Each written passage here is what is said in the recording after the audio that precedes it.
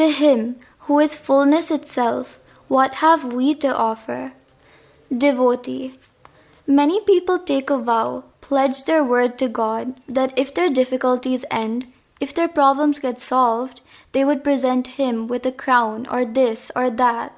What does Appa have to say about this? Appa. That is also a stage in bhakti, that's all.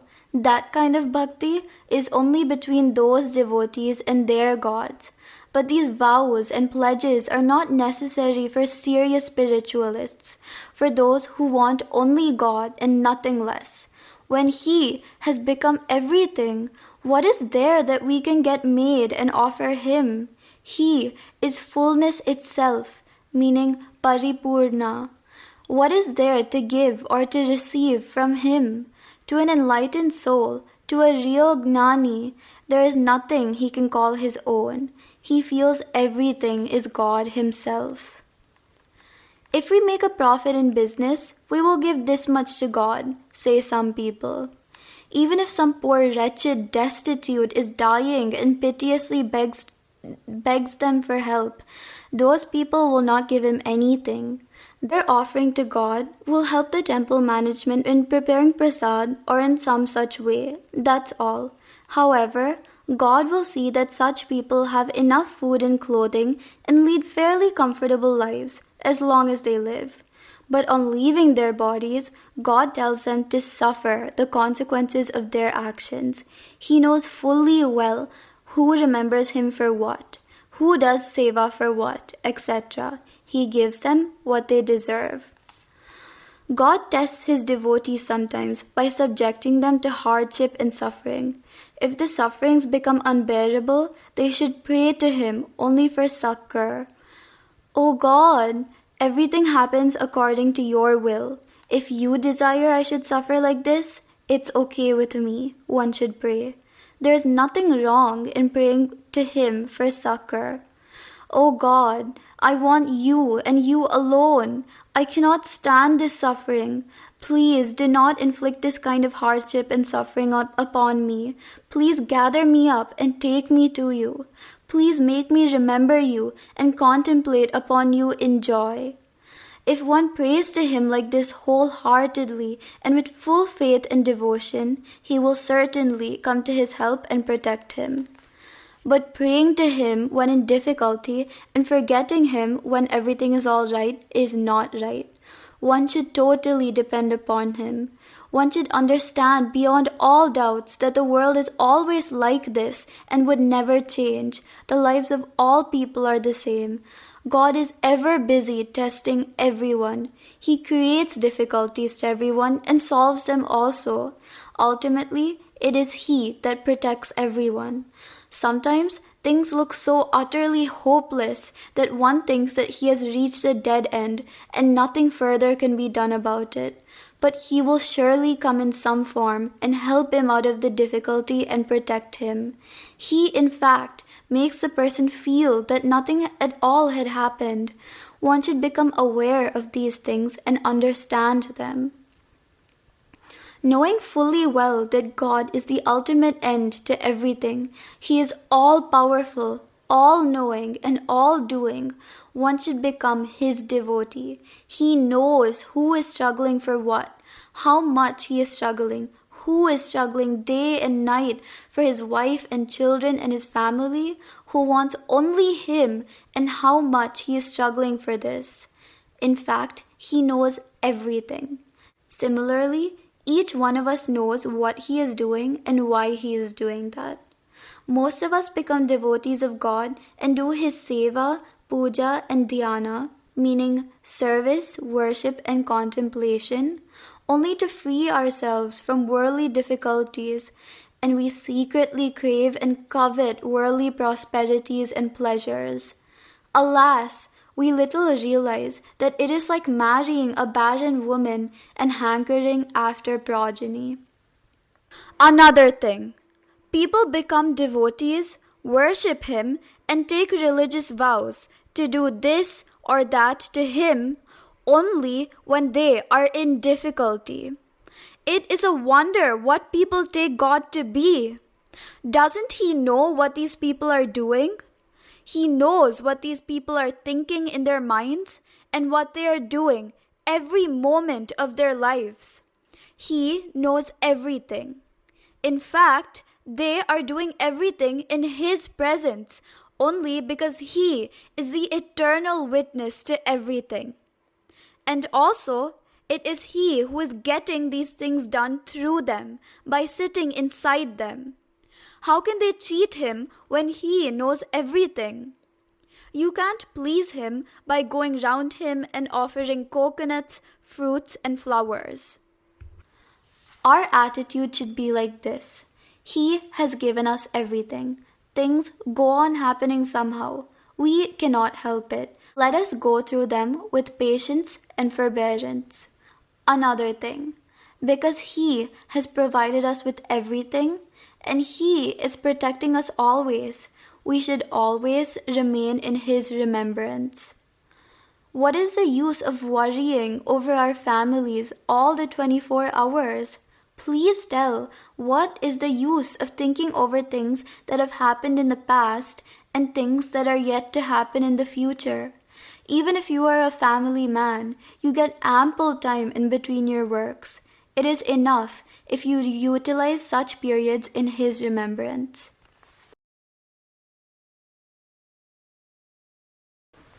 Doesn't He have? Yes, He has everything. Does He have? No, He doesn't have anything. This is a wonder. One should engage himself in appropriate spiritual disciplines and experience and enjoy this wonder. This profound experience cannot be described in words. There is no question of discussing and debating whether it is Dvaita, 2, or Advaita, 1. It is both Dvaita and Advaita, and it is neither Dvaita nor Advaita. Doesn't it have form? Yes, it has. Does it have form? No, it hasn't. The 4 Vedas and 108 Upanishads went on writing and writing about Him, volumes and volumes, and finally became silent. All these simply lie in water under the ocean. He cannot be reached by any of these things. He is above and beyond everything. We cannot know or have Him by describing Him through talks and lectures or by writing volumes about Him. One should experience Him only. When the little ego ends, when the individual I disappears, He alone shines. The experiencer becomes the experienced. I becomes He. I am He, and He I am. That is not something to be known or forgotten. It is unknowable. It is unforgettable. You can either say, I know it, nor can you say, I do not know it. If you say He has legs, hands, nose, ears, everything. If you say He has not, He has nothing. One is in this body only to know Him. One should realize, first of all, that He has taken this human birth only for this purpose. We should breathe and live in such a way that people know that we are breathing and living only for His sake. We should live and breathe only to realize Him and merge in Him. It should not be that I live my life and devote some part of it to Him. I should live only for Him and devote all my time for His remembrance, for His bhajana. Who can describe His glory? Human body made up of 5 elements, that is, the Panchabhutas, earth, water, fire, air, and sky. And organs of action and cognition is His most wonderful creation, a divine creation for a divine purpose. He has created ever so many things which no human brain can even ever duplicate. He has created super and ultra super lights of such effulgence, radiance, and potency that ordinary light is no match to these lights. The combined power of all the best human brains cannot produce such lights. He has created countless number of stars at unimaginable heights and distances. He is higher than the highest. He is the light behind all lights. He is at the same time subtler than the subtlest. We can only say that it is everywhere, but we can never say what it is. He has created this vast mass of solid earth on which we all live, liquid water and subtle air. We cannot even describe his creation. What infinite intelligence and superlative power he must possess! When we cannot even know his creation, where is the question of knowing him? It is enough if we sing his glory.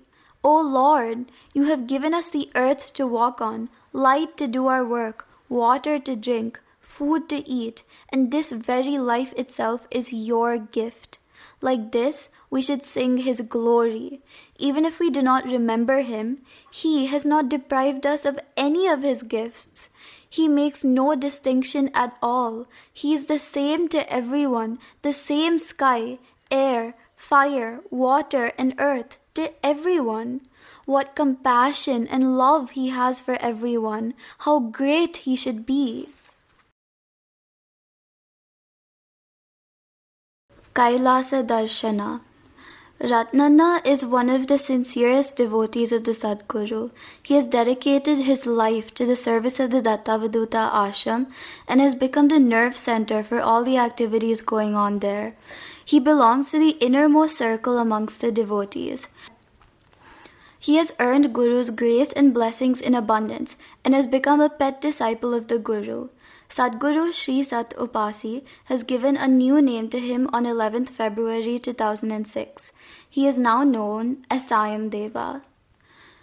Sri Sayamdeva's wife, Srimati Shantamma, had gone on a pilgrimage to Kailasa Parvata and Manasa Sarovara. On her return, she came to Dodderi and met Appaji. This is what Appaji spoke on that occasion. Himalayan mountain range is an astounding marvel of an indescribable beauty and wonder. It stands tall and superb amongst nature's wonders. Even when compared to the marvelous creations produced by man's intellect and ingenuity, it still shines brightly with its own greatness and grandeur. When one physically climbs the Kailasa mountain, the experience we gain can be felt by sense organs in the mind. It is tangible and palpable. We can walk on the mountain and touch it. We can hear the various sounds around us. We can breathe in and smell the air that's there, etc. But the real Kailasha Darshana is beyond the domain of our indriyas, mind and intellect. One cannot go there with this physical body. One should subtly go there and become one with the subtlety there. Nothing of human creation can remain there. In the cave of our hearts, which can be likened to Manasa Sarovara, we can see the real Kailasa Parvata, meaning Kailasa mountain, which is 100,000 times more expansive and magnificent than the majestic Kailasa Parvata we see with our physical eyes. In this body, there is a Manasa Sarovara. It is called Challakere Stamba or Merudanda or Brahmamudi. This is the path within the spinal cord for the mind to move upwards. This path leads to Sahasrara, which is the 1,000-petaled lotus, which is the Kailasa mountain in the body. He who awakens his Kundalini Shakti, meaning Kundalini power, and does sadhana and stills his body, mind and intellect and reaches Sahasrara, realizes the Supreme Brahman. This is self-realization. His mind is now pure and holy. It merges in Lord Shiva, losing its identity. It becomes one with him. When he awakens to his normal consciousness, his mind remembers its experience of God realization. His mind will not be different than Atma, Brahman.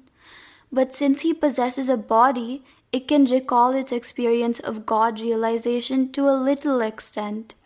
It can, of course, neither remember its experience of self-realization in full, nor can it convey it to others. He cannot show it to others. He cannot make others see it. His experience is totally his own. Only up to a certain stage, Guru can take his devotee. Further, devotee's own self-effort, sadhana, his love and devotion to God take him forward on the path. Whether he moves ahead or stays there is left to him. There is nothing greater than God. Therefore, intensely desiring Him only, you all should intensify your sadhana and move ahead. Once you have taken to a spiritual path, let anything happen, you must reach your goal of self-realization. You should progress with grim determination and enhanced effort. Then Lord Shiva will see to it that such devotees will not have any impediments in their path. He provides them the basic necessities of life and protects them. Therefore, let go all your fears. Leave all your worries. Move forward with confidence and determination. Sooner or later, you will reach your goal of self-realization. In olden days, eminent and renowned sages and saints would assume human bodies and come down to earth. To uplift humanity and show them the path to enlightenment, they would immerse themselves in japa, tapa, and unbroken deep meditation for hundreds and thousands of years. But God, who has created the world, has filled it with family people. Let householders devote themselves to their families. It is enough if they devote their leisure hours to spiritual practices. That would be more than what the sages did in olden days.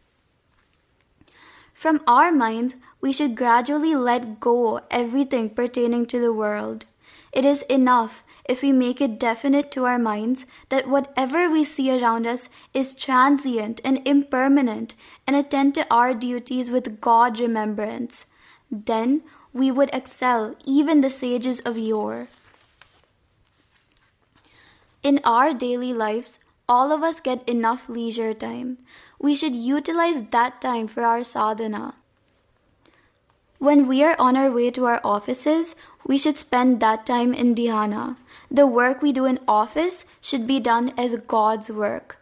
In our worldly affairs and transactions, whether we make profit or incur loss, in all the happenings of our lives, in fact, in everything, we should see only God's hand. When we cultivate this, very soon, all the things we do, in fact, our whole life, every breath we take, becomes God-filled. What else does one require? Everything has become God for him. Dhyana does not mean that you should merely sit tight in one place, shut your eyes, and contemplate on God.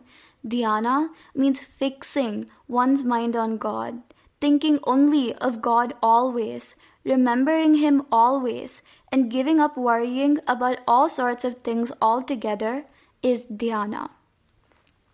This kind of dhyana can be done always, while walking, while eating, while playing with the child, while engaged in sports, in short, while doing anything.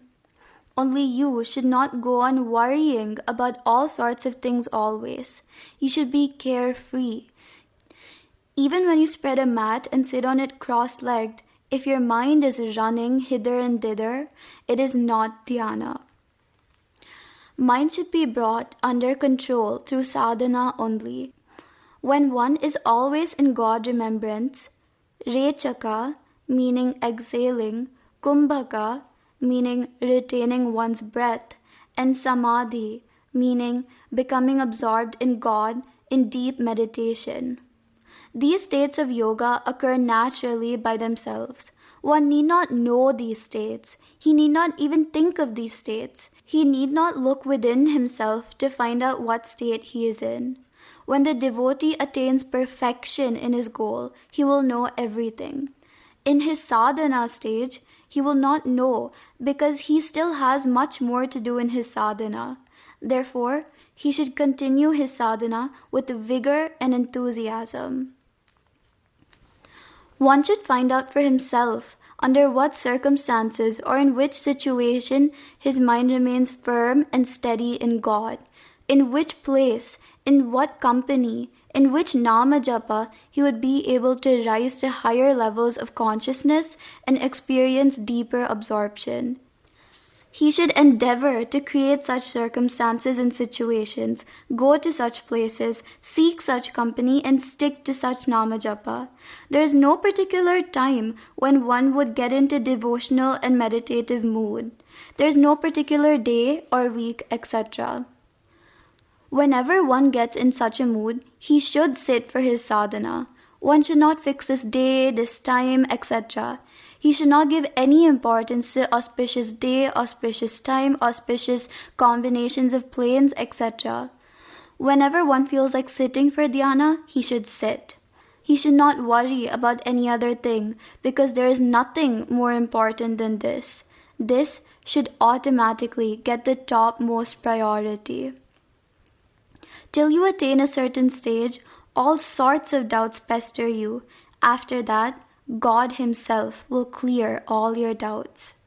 One thing you should remember. Don't worship God and ask for transitory and impermanent things. He will be extremely pleased if you tell Him you do not want anything. It is He who is protecting you and providing you with all things necessary. When you come to realize this, when you really, from the heart of your hearts, do not want anything, He will flood you with all things, even without your asking, and protects you.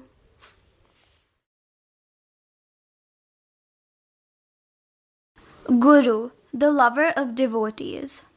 Guru is God. Of course, there is a lot of difference between the Guru and the gods we worship. We vow to give or do something to the gods, pray to them, and worship them. They fulfill our desires and we feel satisfied. But the gods fulfill only our worldly desires, which again involves us in karma and prolong our worldly desires and miseries. Guru is not like this. He gives what is permanent. We need not even go to Him and beg Him. He fulfills the desires of His devotees even before they are asked. He knows what is in the mind of His devotees, their desires, aspirations, intentions, and purpose of their becoming His devotees, and also everything else. Whatever the devotee desires in his mind, he more than fulfills them. He makes the devotee to feel that he has had enough of such petty things and to plead with him not to fulfill all his desires. Guru ends all desires. He makes the devotee understand what he should desire and what he should not. If he is excessively attached to anything, he makes him leave it. He frees him from his narrow and selfish love and makes him love more and more people and finally everyone equally.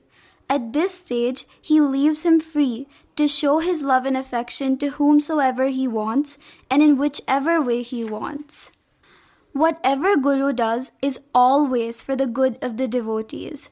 If they do not become good and loving easily, he will not mind scolding and hurting their feelings, and even punishing them to bring them to the right path. Afterwards, like a grafted tree, they change their ways completely and become totally transformed. Guru is all-powerful. He can do anything, get things done even by a corpse, which has to be cremated the next morning.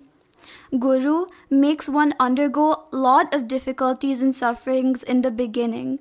Afterwards, he makes him totally forget all the sufferings he underwent and live in joy and bliss. How could one who is not at all hungry relish and enjoy good food?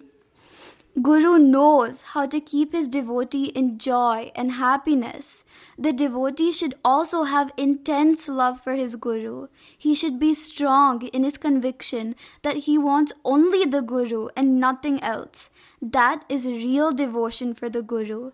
If one's devotion for the Guru is only for getting his worldly desires, then that devotion becomes adulterated devotion. It is like marrying a barren woman and desiring progeny.